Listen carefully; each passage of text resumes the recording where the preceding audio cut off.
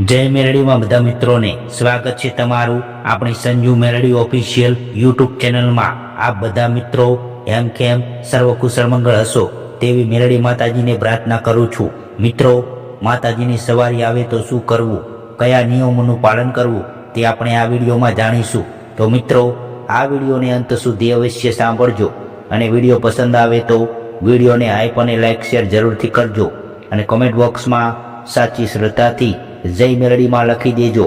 મિત્રો, જેને પણ માતાજીની સવારી આવે, જેને પણ માતાજીના સંકેતો મળે, જે કોઈ ભક્તને માતાજીના અથવા કોઈ દિવ્ય શક્તિના અનુભવ થાય તો એવા ભાવિ ભક્તો નહીં, જે સેવાભાવી ભક્ત હોય એવા સાધારણ મનુષ્યને દિવ્ય શક્તિ પ્રાપ્ત થાય અને એ શક્તિ એમના ઉપર આવીને સવારી આવે, એમના જીવનમાં વાસ કરે, એમના ઘરમાં પ્રવેશ કરે તો એવા વ્યક્તિઓને, એવા ભાવિ ભક્તોને, સાધકોએ અને નાના મોટા સાધારણ મનુષ્યએ આ નિયમોનું પાલન કરવું પડે।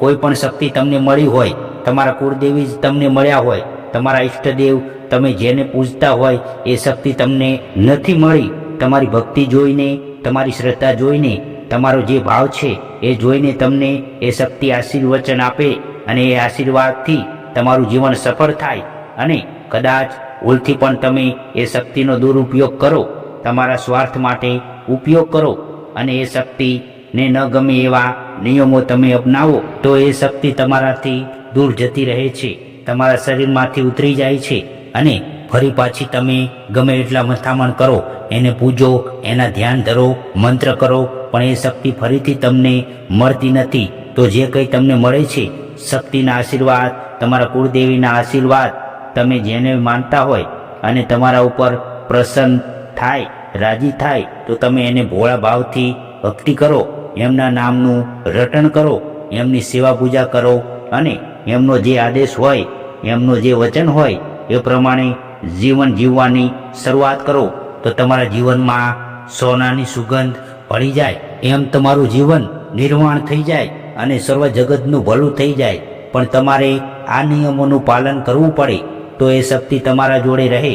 તો મિત્રો, જ્યારે તમને કોઈ પણ શક્તિ મળી હોય તો એને ઓળખજો, સાચવજો અને એનો સદુપયોગ થાય એવા નિયમોનું પાલન કરજો, જેથી કરીને શક્તિ તમારી જોડે રહે અને સર્વ જગતનું ભલું થાય। તો એ પહેલો નિયમ છે, તમારે એ શક્તિને નિયમ મુજબ તમારે સેવા પૂજા, દીવા અગરબત્તી, ધૂપ જે એના 12 મહિનામાં નિવેદ હોય એ કરવાના છે, એટલે કે વર્ષમાં એકવાર એમને જમાડવાના છે, એમને ભોગ પ્રસાદ ચડાવવાનો છે। જે શક્તિને અનુરૂપ જે ભોગ પ્રસાદ ચડતો હોય એમને નિવેદ ધરાવવાના 12 મહિનામાં એક વખત।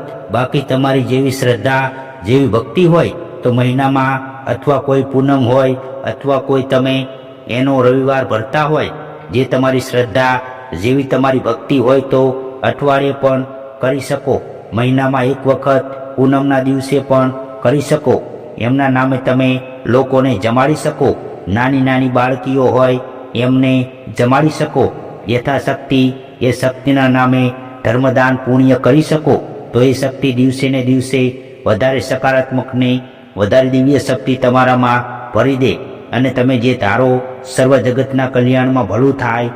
આ એક નિયમનું પાલન કરો તો જ્યારે એ શક્તિ તમારા ઉપર પ્રભાવ કરી દે તો તમારા હાથની જે ઉર્જા હોય, મસ્તિષ્કની જે રેખાઓ હોય, જે તમારો મસ્તિષ્કમાં શરીરનો જે તેજ છે એ વધવા લાગે, તમે સકારાત્મક તો વિચારો જ, ધર્મના માર્ગે રહીને પોઝિટિવ તો કાર્ય કરો જ, પણ તમારી જે શરીરની એનર્જી છે એ દિવસે ને દિવસે તેજ વધે અને તમારા ચહેરાની રોનક વધે, શરીરમાં થાક ના લાગે, ઊંઘ પણ ઓછી આવે અને સતત ને સતત એ જ શક્તિના તમે વિચાર કરો, એ જ શક્તિના તમે રટણ કરો અને તમારા મસ્તિષ્કમાં, તમારા મનમાં હર ઘડી, હર પલ, હર સેકન્ડ એમનું જ નામ તમે રટ્યા કરતા હોય તો આ નિયમ એવો છે કે જો તમે એનું પાલન કરો તો એ તમારામાં વાસ કરી જાય, તમારું જીવન ધન્ય કરી જાય। પણ જીવનમાં તમારે એવા નિયમોનું પાલન કરવું કે જો તમે સાધારણ વ્યક્તિ હોય અને બની શકે તો બ્રહ્મચર્યનું પાલન કરવું, બ્રહ્મચર્ય પાળવું। પહેલામાં પહેલો નિયમ છે કે બ્રહ્મચર્ય પાળવો, સ્ત્રી હોય કે પુરુષ હોય, જેટલા ગંદા વિચારોથી, ખરાબ નેગેટિવ શક્તિઓથી દૂર રહો એટલું સારું। તો શક્તિ તમારા પર વધારે પ્રસન્ન થાય. બીજું કે તમે કોઈને હેરાન પરેશાન નડશો નહીં. તો આ નિયમોનું પાલન કરો. આપણા સ્વાર્થ માટે થઈ અને એ શક્તિ જોડે કોઈ એવું કાર્ય ન કરાવો કે જેનાથી જતી રહે અને પાછી ક્યારેય ના આવે. બીજું કે એ શક્તિ તમારામાં આવી જાય ને જો તમને અભિમાન ઘમંડ એવું થઈ જાય તો શક્તિ તમારા જોડે થોડાક વર્ષો કે થોડાક દિવસો સુધી જ રહે, પછી જતી રહે, પછી ના આવે. અને જો કદાચ તમે એ શક્તિનો દુરુપયોગ કરો અને કોઈ ખોટા વ્યસનના માર્ગે ચડી જાઓ તો એ શક્તિ તમારો સર્વનાશ કરી નાખે છે. એટલે આ બધા નિયમનું પાલન કરવું. જ્યારે શક્તિ આવે ને તો ભંડાર ભરી દે છે, પણ જાય તો ઘરમાં બધું ખાલી કરીને જાય છે. જો તમને કોઈ એવા ગુના કરવા લાગો, એવી ખોટી પ્રવૃત્તિઓ કરવા લાગો, ખોટા ગેરમાર્ગે જઈને અને કોઈ બીજાને નડતર થાય, બીજાને હેરાન પરેશાન થાવ, એવા કાર્યો કરવા લાગો તો એનો દુરુપયોગ કહેવાય. કોઈ નિર્દોષ માણસ હેરાન થાય, તમારા જોડે આશા લઈને આવે અને એ પછી બીજી જગ્યાએ ભ્રમિત થઈ જાય અને તમે ભ્રમમાં નાખો અને ખોટી જગ્યાએ એને તમે દોરો તો એ પણ પાપ છે. તો આ નિયમો ખાસ યાદ રાખવા. કોઈનું ભલું થાય એવું જ કરવું. ખરાબ કે ભજવાડ કે બગાડ થાય એવું કાર્ય ન કરવું. તો શક્તિ રાજી રહે.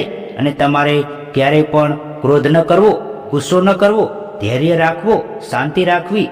જગત ભલે ગમે એટલા મેણા મારે કે બોલે, પણ તમારે ધૈર્ય અને શાંતિ રાખવી. બીજું કે માંસ, મટન કે ઈંડા કે જે ખરાબ ખોરાક છે એને ટાળવો જોઈએ, એને ન ખાવો જોઈએ. ક્યારે પણ શરાબ છે, કોઈ ખોટું પદાર્થ છે કે કોઈ ખોટું વ્યસન છે એનાથી દૂર રહેવું જોઈએ. અને બની શકે તો સાત્વિક ભોજન લેવું, તામસિક ખોરાક ના લેવો, જેનાથી આપણા મનના વિચારો શુદ્ધ રહે. કહેવાય છે ને કે જેવું અન્ન એવો ઓડકાર. તો જેવું આપણે ખાતા હોઈએ ને એવા જ વિચારો થાય અને એ પ્રમાણે આપણે ગતિશીલ રહીએ. તો કહેવાનો અર્થ એ છે કે કોઈનું ખરાબ ન કરવું, કોઈ એવું કાર્ય ન કરવું કે કોઈ પણ પ્રકારની પ્રવૃત્તિ ના કરવી કે જે થકી શક્તિ આપણાથી દૂર જતી રહે. તો મિત્રો, આ નિયમોનું પાલન કરશો તો જીવનમાં 100% તમે સફળ થશો. તો મિત્રો, આ વિડીયો તમે કયા ગામ, તાલુકા, જિલ્લા, શહેરમાંથી જુઓ છો તે કોમેન્ટમાં જરૂર જણાવજો. તો ચાલો મિત્રો, આ વિડીયોમાં આટલું જ.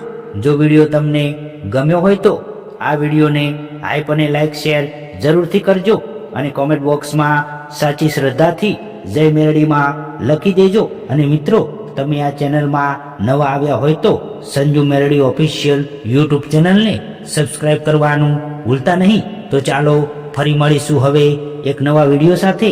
ત્યાં સુધી જય મેરડીમાં, જય માતાજી, હર હર મહાદેવ.